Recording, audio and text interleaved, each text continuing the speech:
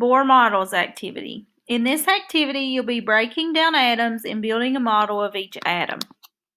Instructions. On each slide, examine the periodic table for the element.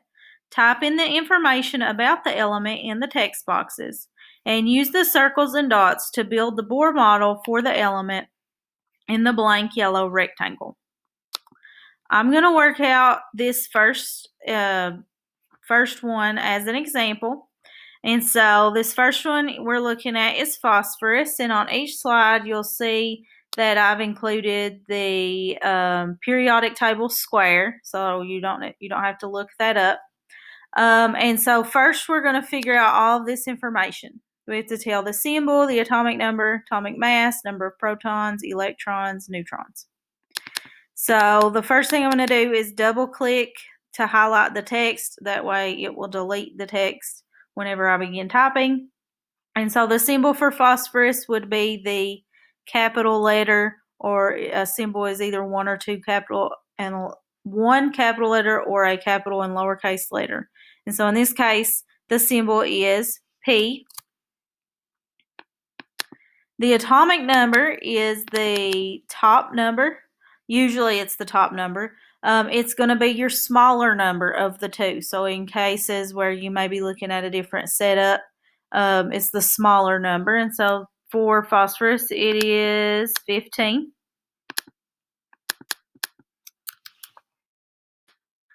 The mass is going to be your larger number.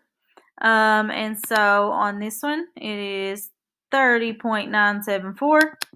But we are going to round this for purposes of calculating neutrons down here. And so we're going to round that up to the nearest whole number.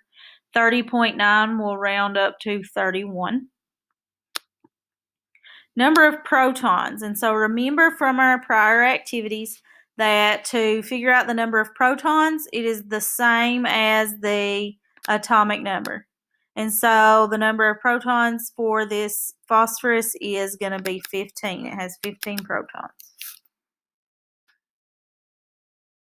Also remember that unless there is a chemical reaction taking place or chemical bonding occurring, that the number of electrons is going to be equal to the number of protons. And so if protons were 15, electrons are also 15. And then neutrons, remember we do mass minus atomic to get the neutrons. So mass minus atomic equals neutrons. 31 minus 15. 31 minus 15 is 16 neutrons. So now we're ready to take this information and build our Bohr model. So down here, this is your nucleus. It's already drawn out for you. And what it wants you to do is to type in how many protons would be in the nucleus. And so we've already determined this. We can just look up here at our answer up here. And so it's 15 protons. And I'm just going to type 15. Same for neutrons. N means neutrons. Protons and neutrons are in the nucleus. So we're just going to look up here at the work we've already done. And there are 16 neutrons. And now is the fun part. And so with Bohr models, the Bohr model shows the different electron rings, and then dots represent the electrons. And so remember from your notes that in the first ring, which would be the one next to the closest to the nucleus, we can only fit 2 electrons. Oh my goodness, these circles are, you gotta get the smallest one out first. Okay, so we're going to put one ring. We have to make a total of how many? We have to make a total of 15 electrons. So I'm going to go ahead and put my first ring because it says only move the ones that we need over. And I'm going to pull electrons onto my ring. And so 2 electrons can fit on the first ring. So I'm going to put 2 of these dots on the first ring. Now, electrons like to be paired off. They're kind of like people. People like to be paired off with a friend or a spouse. Electrons like to be paired off. They don't like to be by themselves. So when we are placing these electrons on the first ring, we're going to put them side by side. From here on out, so we need another ring. That was 2 electrons, and we have to have a total of 15. From here on out, we're going to follow a different pattern. And so when we're placing electrons, we're going to follow the pattern of top, right, bottom, left. So far I have placed 1, 2, 3, 4, 5, 6 electrons, and I'm trying to place a total of 15. So I still have more to go. I can fit 8 on the rest of the rings. All the rest of the rings can fit 8. So far, this ring has 4. And so I follow this pattern because electrons have to kind of spread out before they can pair off. So if there's only 4 in a ring, then they have to be placed like this, not paired off. Okay, so now I still have to place more because remember we're trying to place 15. I've so far placed 6. I'm going to pull down. This will make 7, and I'm going to follow the same pattern of top, right, bottom, left. And so now I'm pairing these electrons off. So that's 7, 8, 9, 10, and in total I need 15 electrons for phosphorus, so that means I'm going to have to get another ring and pull it over.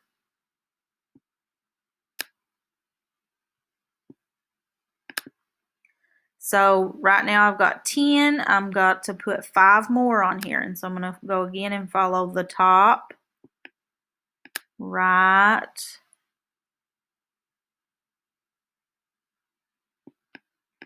bottom,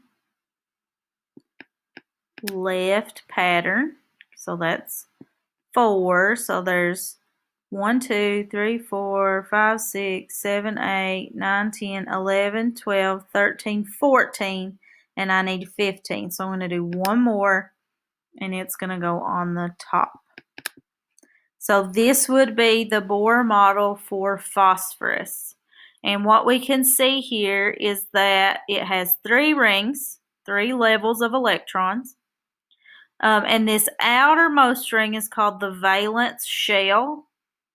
And all the electrons on this outermost ring are the valence electrons, and they become very important when we start to talk about bonding. And so what we want to know about this shell is that the atom is going to be stable if its shell is full.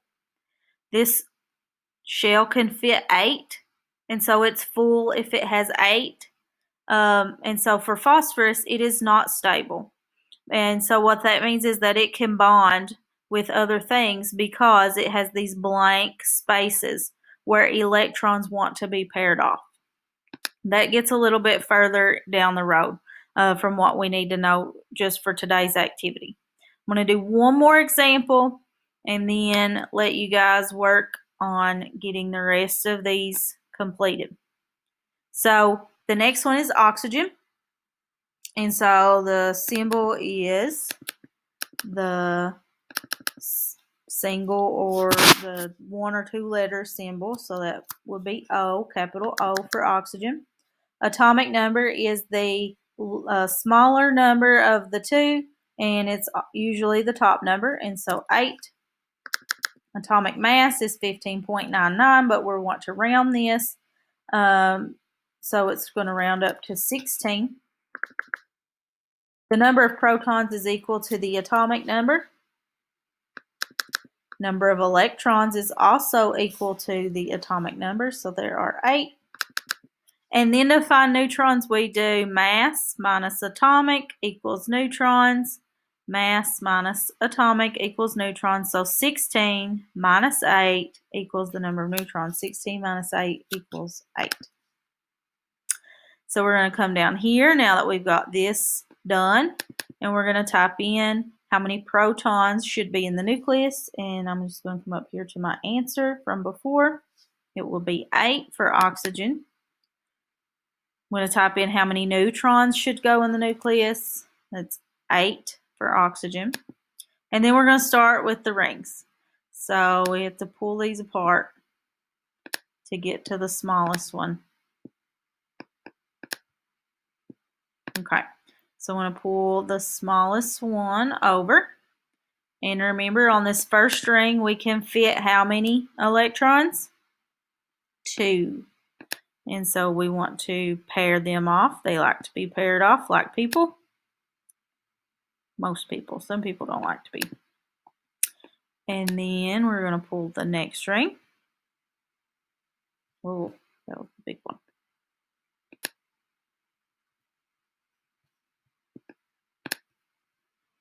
Okay. So oxygen has 8. We've already done 2. I'm going to follow the top, right, bottom, left rule.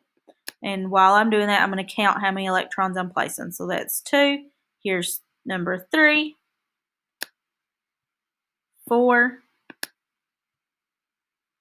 5, 6. Then we still have more that we're needing to do because we are needing 8. So we're going to go back around. 7,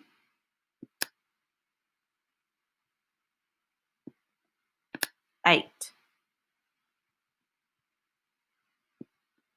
And so again, if this outermost ring were full, it would be full if it had 8.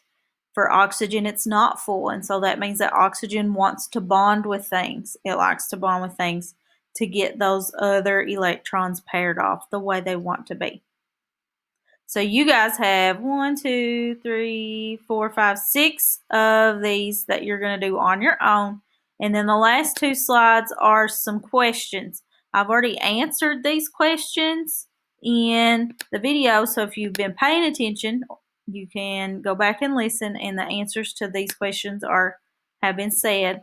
But if you weren't paying attention, you should rewind and go back and watch the video and pay attention so you can see what the answers to these are.